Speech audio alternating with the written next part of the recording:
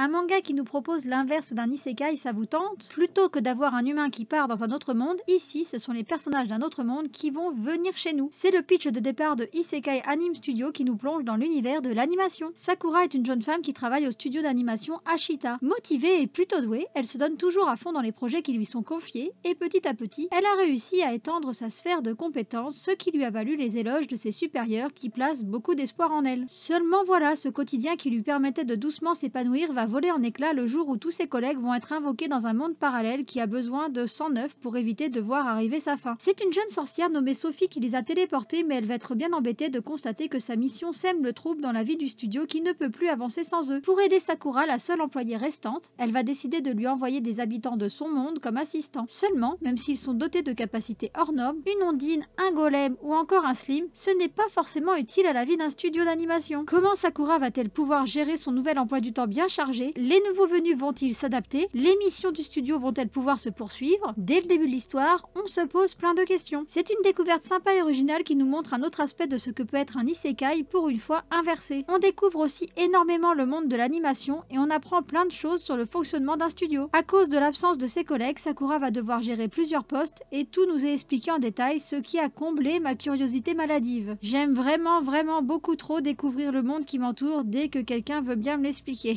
Je sais pas si un jour je me servirai de ces connaissances, mais en tout cas c'était super de les apprendre. En plus de tout ce savoir, on a un côté humoristique qui est très développé grâce aux personnages fantastiques qui apportent une touche décalée et qui permet de garder le tout très léger. La série est terminée en 3 tomes et c'était juste ce qu'il me fallait pour ne pas me lasser. Si ce genre d'histoire vous intéresse et que vous avez envie d'en apprendre plus sur le monde de l'animation, je vous conseille d'y jeter un œil.